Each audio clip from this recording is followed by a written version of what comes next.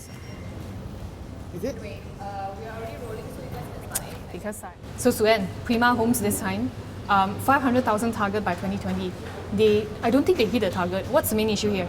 No, you're right. If you remember, when Prima was launched, they promised that they will build 500,000 units of housing, 100,000 every 5 years, right? They don't talk about the 5 years anymore. Yet they were given very, very big mandates, but they were also promised a lot of land. So when we spoke to the Prima CEO last week, Dato' Abdul Muttalib, he said that actually if they wanted to build all the houses that they wanted to build, they would need 12,500 acres of land. Guess what? They were only given 100 over acres. Yeah, they didn't even get close to what they needed. They got about 109 acres, of which only about 38, 39 acres could be used, right? Why is that? They were promised government land, right? Yeah. So they sat down and they looked around, and identified all the suitable plots of land that the federal government and state governments own.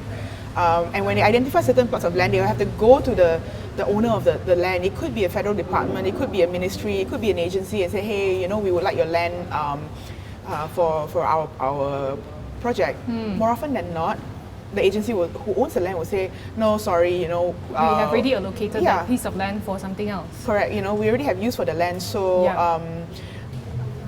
So actually out of these 108 acres, right, only 39 acres can be built. I mean, it's suitable for home building. So right now their methods is to work with private developers to build more houses. So what are the challenges we see from this mechanism? I don't think there are challenges, to be honest. I think Prima has to work with the private sector. Firstly, they are a public agency with a mandate to build affordable homes, but they're not a contractor. They don't have a construction arm, right? I suppose they could have set up a construction arm. They just didn't go that way. They wanted to be very asset light. So they have a little bit of government land and they have some funds to acquire if the price is right. So they go and work with the private sector developers to build whatever they need to build. So their first port of call was the large developers. The large developers didn't really want to do a dance with them. So they went to the second tier developers.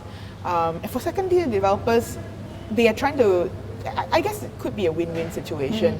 Prima needs a lot of homes built, so they can appoint a developer or a contractor and say, okay, we are the developers, you build for me, right? Actually, Supriya said in her article, she said second-tier developers, they want to build their track record. So they are willing to work with Prima to build more houses. I suppose more willing than the larger developers. I think the larger developers, even, to a certain extent, second-tier, the smaller developers, they have their own profit objectives to meet. They have to, show value to shareholders. Prima, I think in the earlier days especially, Prima sat very awkwardly with the private sector. I don't think private sector developers were thrilled that Prima existed. Also, industry experts actually say that Prima coming in, they are actually competing with the property developer, which is already crowded in the market. To a certain extent, yes. If you ask Prima, they probably wouldn't say that. Certainly, based on, I think we all know that the property market right now is severely mismatched. In the last 5 to 8 years, everybody rushed to build expensive high-end properties. The affordable segment, i.e., anything below like 400,000 or 500,000, was quite neglected. But we know that most people cannot really afford the high-end properties. So if the private sector are not rushing to fill the affordable supply, then somebody has to do it, right? Of course, you could also argue that that there has to be a holistic approach to making sure the market is not so imbalanced. True, but in the meantime, all these houses, are not built, and people need these houses. So what do you do? So I guess if you judge Prima for what it is, it does make sense. Just now we're talking about funding, right? They receive a government grant of about 3.9 billion ringgit, and they want to raise about 5 billion ringgit. So do you think it's sustainable? Do you think, what do you say about sustainability? Can they actually achieve it? Well, I think the long-term planning for Prima is to always try to be as self-sufficient as possible. Yes, they are a government-funded agency, and government will give them some help, but I think because the federal government is trying to hit a lot of its deficit targets, I think Prima is smart and right to not 100% count on The support for government, the yeah. federal government. But if you look at it, the government grant and the financing facility, 5 billion ringgit. that's just there for them to tap on to turn around. I think the bulk of their cash flow still comes from the sale of the property.